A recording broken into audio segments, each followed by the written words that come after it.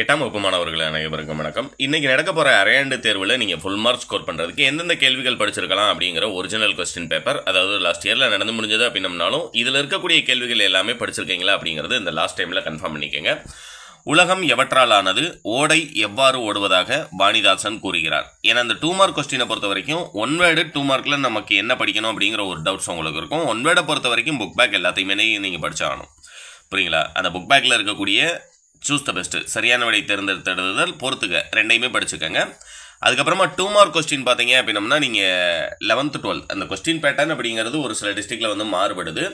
அப்படி மாறுபட்டது அப்படின்னம்னாலும் இதில் இருக்கக்கூடிய செலக்டட் கொஸ்டின்ஸ் உங்களுக்கு ரொம்ப ரொம்ப இம்பார்ட்டன்ட் அப்படிங்கிறனால தான் இந்த வீடியோ அப்டேட் பண்ணியிருக்கேன். இந்த பிடிஎஃப் மட்டும் டவுன்லோட் பண்ணுறதுக்கான லிங்க் டிஸ்கிரிப்ஷனில் இருக்குது. நீங்கள் கிளிக் பண்ணனையே டைரெக்டாகவே உங்களுக்கு பிடிஎஃப் டவுன்லோட் ஆயிரும். புரியுங்களா? ஃபர்ஸ்ட் 15ல் பார்த்தீங்கன்னா உலகம் எவற்றாலானது, ஓடை எவ்வாறு ஓடுவதாக வாணிதாசன் கூறுகிறார், சான்றோருக்கு அழகாவது யாது. இதெல்லாம் ரொம்ப ரொம்ப இம்பார்ட்டன்ட் கொஸ்டின். கலித்தொகையில் இருக்கக்கூடிய அந்த சான்றோருக்கு அழகாவது. அடுத்து நோயின் 3 வகைகள் யாவை, யாருக்கு அழகு செய்ய வேறு அணிகலன்கள் தேவையில்லை, பண்பு அன்பு குறித்து கலித்தொகை கூறுவன யாவை. அந்த கலித்தொகையில் பார்த்தீங்க அப்படின்னம்னா 2 கேள்வி கேட்டிருக்காங்க.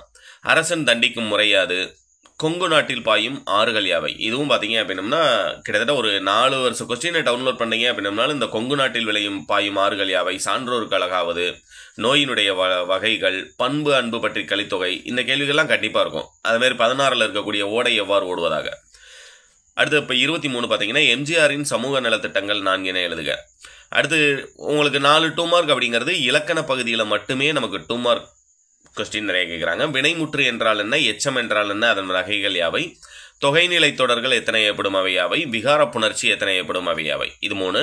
அடுத்து கற்றோருக்கு கல்வி என தொடங்கும் பாடலை எழுதுக. அடுத்து கேட்போர் பணிக்கும் என தொடங்கும் திருக்குறளை எழுதுக. ஏன்னா இந்த 30ஆம் நம்பரில் கேட்டிருக்க மனப்பாட பாடல் இருக்கா, இந்த கற்றோருக்கு கல்வி மட்டும் படித்தா போதுமா அப்படின்னா கண்டிப்பாக போதாது.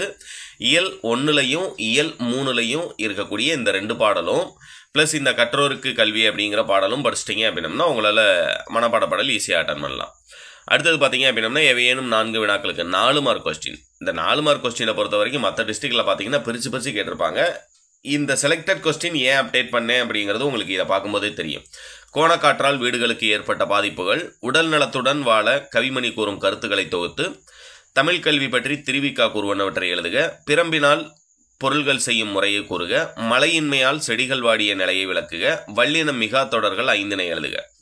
அடுத்து 6 மார்க் கொஸ்டினில் பார்த்தீங்க அப்படின்னம்னா 6 மார்க்கில் உளவு தொழில் சிறக்க இன்றியமையாதவனவாக நீங்கள் கருதுவனையாவை, எம்ஜிஆரின் பண்பு நலன்கள் ரொம்ப ரொம்ப இம்பார்ட்டன்ட். அந்த எம்ஜிஆரின் பண்பு, அதேமாதிரி நோயின்றி வாழ நாம் என்னென்ன வழிகளை கையாளலாம் 39ல் கொடுத்துருக்காங்க இல்லையா அது.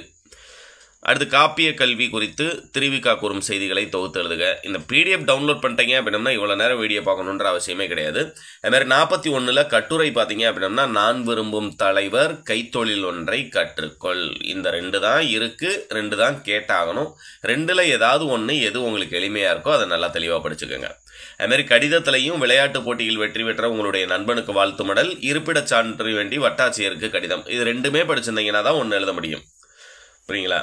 அடுத்தது லாஸ்ட்டாக பார்த்தீங்கன்னா மொழித்திறன் பயிற்சியிலேருந்து கேட்டிருக்காங்க. இந்த மொழித்திறன் பயிற்சி எந்தெந்த பேஜில் இருக்குது அப்படிங்கிறத ஐடென்டிஃபை பண்ணிட்டீங்க அப்படின்னம்னா உங்களால் அந்த 8 1 வேர்டுமே ரொம்ப சிம்பிளாக எழுத முடியும். ஏன்னா இதெல்லாம் ஒவ்வொரு யூனிட் முடிஞ்சனையும் லாஸ்ட்டில் இருக்கக்கூடிய மொழித்திறன் பயிற்சி. இதில் கலைச்சொல் நமக்கு 8 யூனிட்லையுமே இருக்குது, புக்கில் ஃபுல்லாகவே இருக்குது, அப்படி படிக்கணுன்றது நமக்கு தெரியும். ஆனால் பேலன்ஸ் இருக்கக்கூடிய அந்த மொழித்திறன் பயிற்சி, உதாரணத்திற்கு சொற்களை ஒழுங்குபடுத்தி முறையான சொற்றொடராக்குக 49ல் அவசர கொடுக்கை ஓர் அவர் அப்படின்னு கொடுத்துருக்காங்க இல்லையா, அவர் ஓர் அவசர கொடுக்கை அப்படின்னு சொல்லிட்டு அந்த தொடரை வந்து கரெக்டாக எழுத சொல்லியிருக்காங்க. இதுக்கு எத்தனை மார்க் அப்படின்னம்னா 1 மார்க். இதை டவுன்லோட் பண்ணுங்கள், உங்களுடைய ஃப்ரெண்ட்ஸ்க்கு மறக்காமல் ஷேர் பண்ணுங்கள். அடுத்து இங்கிலீஷ்க்கு நம்முடைய சேனல்லே வீடியோ நீங்கள் வர்றதுக்கு முன்னால் அப்டேட் பண்ணியிருப்பேன். அதனால் சேனலை சப்ஸ்கிரைப் பண்ணியிருந்தீங்க அப்படின்னா வீடியோ மிஸ் பண்ணாமல் பார்க்கலாம். தேங்க்யூ.